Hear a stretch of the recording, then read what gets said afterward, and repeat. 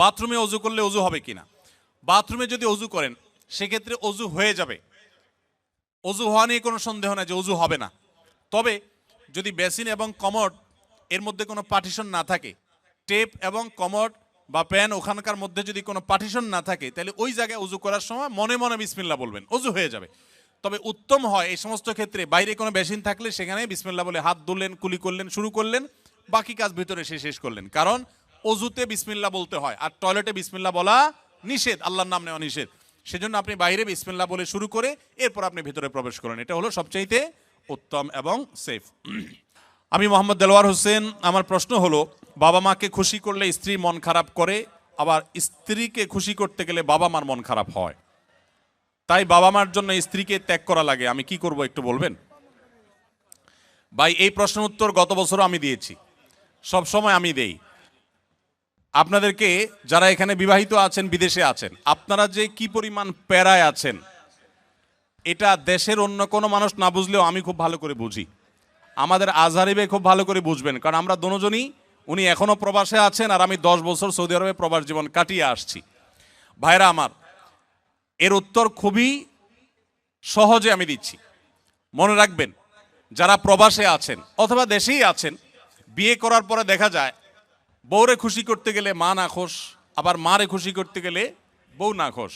আপনাদের এই পরিস্থিতি থেকে বের হওয়ার জন্য কিছুটা ডিপ্লোম্যাটিক আচরণ করতে হবে, কূটনৈতিক আচরণ করতে হবে। যারা বিভিন্ন দেশে ডিপ্লোম্যাট হিসেবে থাকেন তাদের দেখবেন কথাবার্তার ভিতরে প্রচুর ফাঁক ফোকর থাকে, তারা হাতে রেখে কথা বলে। বেশিরভাগ ক্ষেত্রে এই পারিবারিক অশান্তিগুলো দূর করার মূল সমাধানটা হলো বুদ্ধিমত্তা। এর ভিতরে প্রথম যে কাজটা আপনাকে করতে হবে তা হলো, এই ডিপ্লোম্যাটিক আচরণেরও আগে যে কাজটি করতে হবে তা হলো, বেশি শেয়ানামি না করে, বেশি চালাকি না করে একটু বোকাশোকা থাকার চেষ্টা করবেন। পারিবারিক অশান্তি দূর করার সবচেয়ে সহজ এবং সবচেয়ে শর্টকাট সমাধান হলো যে একটু বেকুব বেকুব ভাব ধরে থাকবেন। জিনিসটাকে একটু ব্যাখ্যা করে বলবো।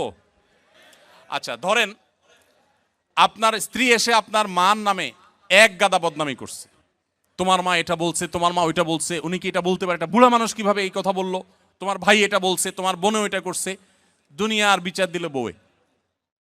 তখন আপনি একজন সভ্য স্বামীর মতো, ভদ্র স্বামীর মতো মনোযোগ দিয়ে সব কথা শুনবেন। অনেক স্বামী আছে বেকুবের মতো, বউয়ের কথা শোনে না, বলে বুঝছি তুমি কি বলবা, হয়েছে থামো। না, খবরদার, ফুল কথা বলতে দিবেন, তার যত জেদ আছে সব ঝাড়তে দিবেন, 2-4-5 মিনিট যা লাগে বলে সে যখন হাঁপায় উঠবে, বলবে যখন কি ব্যাপার তুমি কিছু বলো না কেন, এবার আপনি তখন ফ্লোর নিয়ে এবার আপনি তাকে বলবেন যে দেখো তুমি যা বলছো আমি তো বুঝতেছি আমার রাগে সব পশম দাঁড়ায় গেছে, দেখো তোমার কষ্টে তো আমার ভেতরটা জ্বলে পড়ে ছাই হয়ে যাচ্ছে, দেখো। যেভাবে বলা দরকার বলে তাকে আগে এটা কনভিন্স করবেন যে আমি তোমাকে ইগনোর করছি না, তোমার সমস্ত কথাগুলো ক্যাচ করেছি এবং তোমার ব্যথা আমি ব্যথিত।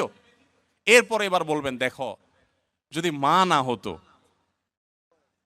যদি নিজের ছোট ভাই বোন এদেরকে যদি পিঠে মেরে ফেলা জায়েজ হইতো, বা এদেরকে যদি বড় ভাই আমার উল্টাপাল্টা করতেছে, বড় ভাই কিছু বলতে পারতেছি না, আল্লাহ রসুল বড়দেরকে সম্মান করতে বলছেন, যদি সেটা না করা লাগতো তো আজকে এসপার কি ওসপার আমি করে ছেড়ে দিতাম। এরকম 2-4টা কথা যখন বলবেন, বউ দেখবেন তার যে গিয়ারে ছিল সেখান থেকে একদম হাফ গিয়ারে চলে আসছে, এখনো কিছুটা থাকবে। এরপরে আপনাকে সে যেটা বলবে সে হলো, আপনার সব লেকচার শোনার পর সে আপনার ব্যাপারে একটা কমেন্ট করবে। সে কমেন্টটা হলো যে আমার স্বামী লোকটা আসলে, মনে মনে হয়তো বলবে বা অন্য কাউকে বলবে যে লোকটা আসলে ভালো কিন্তু বেকুব, সে একটু শক্ত হইলে এগুলার সব সাইজ করে ফেলতো, কিন্তু বোকাশোকা মানুষ, এই জন্য সে সাহস নাই, বেকুব, তুমি কি পুরুষ হইলা, এসব বলবে।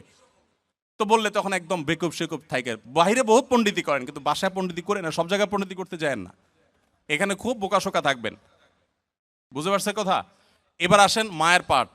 মা যদি আইসা বলে এই শুনে দিকে তোর সাথে কথা আছে, বলবেন মা কি বলবা বলো।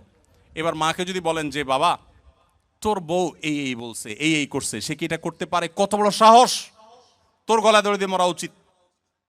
মা যদি এসব কথা বলে, মাকে একইভাবে বলবেন, মা, আল্লাহ নবী সাল্লাল্লাহু আলাইহি সাল্লাম কোনোদিন স্ত্রীদের গায়ে হাত তোলেন নাই। ইসলামে যদি বউ পিটানোর নির্দেশ থাকতো তো আজকে ঠ্যাং উপরের দিক বাইন্দে আমি পিটাইতাম। আমার হাতটা শুধু বাইন্দে রাখছে ইসলাম। আল্লাহ রসুল কোনোদিন স্ত্রীদের গায়ে হাত তোলেন নাই। না হলে মা, এত বড় সাহস, এরকম কথা সে বলতে পারে? যা কি বলছে না বলছে সেটা পরে, আপনি বিচার বিশ্লেষণ না করতে গিয়ে উপস্থিত ওই জায়গাতে সামাল দেওয়ার চেষ্টা করবেন। কথা কি বুঝতে পারছেন? আপনার এই আচরণ শোনার পর আপনার মা কি বলবে জানেন? মাও ঠিক ওই বউয়ের মতোই বলবে, আমার ছেলেটা আসলেই মানুষ ভালো, সমস্যা হলো আমার পোলাটা না বোকা, একদম বেকুব। এই জন্য সেই তো বউয়ের কাছেও বেকুব থাকলেন, মায়ের কাছেও। কিন্তু আপনাকে কেউ দোষী সাব্যস্ত করবে না। আর যদি পণ্ডিতি করে বউরে বলতে চান, ঠিক আছে আমি দেখতেছি, থামো তুমি। মা কিভাবে এসব কথা বলে, এরপর যা বলে, মা কই আসো তুমি, এদিকে আসো, এবার বসে মার সাথে আলাপ শুরু করলেন। ওখানে বাঁধবে একটা ইউক্রেন রাশিয়া যুদ্ধ, বিশাল কাণ্ড হয়ে যাবে। ওই কাণ্ড করার পর বউয়ের কাছে আইসা যদি মনে করেন যে বউয়ের জন্য মার সাথে ঝগড়া করছি, বউ মনে হয় খুশি হবে, জীবনও খুশি হবে না, জীবনও খুশি হবে না। যতই করেন বউরে খুশি করতে পারবেন না, কোনো একটা প্যাঁচ বাঁধবেই এবং কোনো একটা ফাঁক বের করবে। আর মা তো নাখোশ হইছেই। আবার মায়ের হয়ে যদি বলেন, এই তুমি কত বড় সাহস, আমার বোনরে কি করলা, ভাইরে কি করলা, মারে কি করলা, দেখবেন আরেক যুদ্ধ বাড়ছে। এই জন্য এগুলোর খুব বেশি পণ্ডিতি না করে যথাসম্ভব একটু কূটনৈতিক আচরণ করে, একটু চালাকি করে, একটু বোকা সেজে সমাধান করার চেষ্টা করবেন। আবার সব সময় এই পলিসি অবলম্বন করবেন না। এখন মুশকিল হলো, শিখাই দিলে মহিলারাও এগুলো শুনে ওয়াজ, তারাও শিখা যায়। এবার মহিলারা ঘরে গেলে বলে যে না, এই পলিসি তো আগে থেকে জানা, তুমি বোকা সাজতেছ। তখন আপনি একেবারে মানে সিরিয়াস বোকা, শুধু ওই মুহূর্তের জন্য, সবসময়ের জন্য বোকা। আসলে ঘরে যারা যত বেশি বোকা থাকে তারা তত বেশি সুখে থাকে।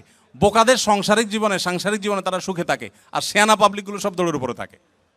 এই জন্য বাহিরে ব্যবসা বাণিজ্যের দোষে শেয়ানামি করেন, পাকনামি করেন, কিন্তু ঘরে বেশি পাকনামি করতে আইসেন না। এটা মুরব্বী মানার চেষ্টা করেন। তবে হ্যাঁ, কিছু কিছু ক্ষেত্রে আপনাকে তো স্ট্রংও হতে হবে। আমি এই কথা বলছি, এর মানে এই না যে আপনার স্ত্রীর প্রতি আপনার মা বোন জুলুম করবে আর আপনি সবসময় শুধু নাটক করে যাবেন না। তাদেরকেও বিনয়ের সাথে তাদের অন্যায় থেকে আগে বিচার বিশ্লেষণ করবেন, তারা অন্যায় করছে কিনা, বাধা দিবেন। আবার স্ত্রী যদি ভুল করে তাকেও অন্যায়ের থেকে বাধা দিবেন। প্রয়োজনে আপনি ইসলামী শরিয়ার নীতিমালা আলোকে শাসনও করবেন, কিন্তু মূল পলিসি হবে ওই যে বেকুব ভান বা বেকুব আপনার নিজেকে হিসাবে উপস্থাপন করার চেষ্টা করবেন। এটা অনেক সহজ একটা উপায়। একটা ছোট ভিডিও ক্লিপে দেখলাম যে আপনি মদ খাওয়ার পর নেশাগ্রস্ত না হলে নামাজ পড়া যায়, এরকম কথা বলেছেন। এ সম্পর্কে জানতে চাই বক্তব্যটা সঠিক কিনা। দেখুন, আমাদের এরকম একটা বক্তব্য কিছুটা অস্পষ্ট ছিল, সেখান থেকে অনেকের ভুল বুঝাবুঝি তৈরি হয়েছে। আমরা সাথে সাথে তার পাল্টা বক্তব্য কিন্তু দিয়েছি যখনই জানতে পেরেছি। বিষয়টা আমি ক্লিয়ার করি। বিষয়টা হলো, কেউ যদি মাদক সেবন করে, মাদক সেবন করার পর তার নামাজ মাফ কিনা, এ হলো প্রশ্ন। এই প্রশ্নের উত্তর হলো, মাদক সেবন করলে তার নামাজ মাফ হওয়ার তো প্রশ্নই ওঠে না, কারণ মাদক সেবন করা কি হালাল না হারাম? হারাম। অতএব হারাম কাজ করার পরে শরীয়তের কোনো ছাড় তো পাওয়ার প্রশ্নই নেই। তবে এই প্রশ্ন যিনি করেছেন তার মনে অন্য একটা কারণে প্রশ্ন উদ্রেক হচ্ছে। সেটা হলো, আপনারা জানেন কেউ মাদক আসক্ত হয়ে নেশাগ্রস্ত হলে 40 দিন পর্যন্ত তার ইবাদত কবুল হয় না, হাদিসে আছে। তো হয়তো চিন্তা করছেন যে ইবাদত করে কবুল হবে না, ওটা করে লাভ কি? তো এর উত্তর হলো, আপনার দায়িত্ব আপনাকে পালন করতে হবে। অনেক বাবা তার সন্তানকে বলেন, তুই এই কাজ করলে তুই আমার সন্তান আমার বাসায় আসবি না। এর মানে এই না যে সন্তান যায় বার্থ সার্টিফিকেটে বাবার নাম চেঞ্জ করে ফেলে। এর মানে হলো সন্তানকে ধমক দেওয়া, তাকে সতর্ক করা। তো আল্লাহ রাব্বুল আলামিন কবুল করুন বা না করুন, আপনার দায়িত্ব আপনাকে পালন করতে হবে, সেজন্য আপনি নামাজ পড়বেন। এখন প্রশ্ন হলো, মাদক আসক্ত ব্যক্তি মাদক সেবন করে নামাজ পড়লে কিভাবে নামাজ পড়বে? মাদক পান করা হারাম, সেবন করা হারাম, ভয়াবহ গুনাহ। এরপরে যদি আল্লাহর কোনো বান্দা তিনি নামাজের ওয়াক্ত হয় এবং তার সেন্স থাকে, অবশ্যই তিনি নামাজ পড়বেন। যদি নেশাগ্রস্ত হন তাহলে নেশা কাটার পরে পড়বেন, আর যদি নেশাগ্রস্ত না হন তাহলে ওই অবস্থায় পড়বেন। তবে মাদক সেবন করে নামাজ পড়লে ওযু করে নিয়ে তারপর তিনি নামাজ পড়বেন। আমার কথার খোলাসা, যদি কেউ এটা বুঝে যে মাদক সেবন করাটা কোনো দোষের কিছু না, তাহলে এটা দুর্ভাগ্য ছাড়া কিছু না। এটা বোঝার তো কোনো মানেই নেই। মাদক সেবন করা হারাম, এ ব্যাপারে কোনো আলেমের কোনো দ্বিমত নেই, কোনো সাধারণ মানুষ হচ্ছে জানে না এমন না, সবাই জানে। অতএব মাদককে আমরা ঘৃণা করি, এটা আমরা পান করি না। তবে যদি কেউ করে, নামাজ পড়তে হলে ওযু করে পবিত্র হয়ে তারপর সে নামাজ পড়বে। আর নেশাগ্রস্ত থাকলে নেশা কাটার পরে সে নামাজ পড়বে এবং ভবিষ্যতে আর মাদক সেবন না করার জন্য তাকে প্রতিজ্ঞাবদ্ধ হতে হবে।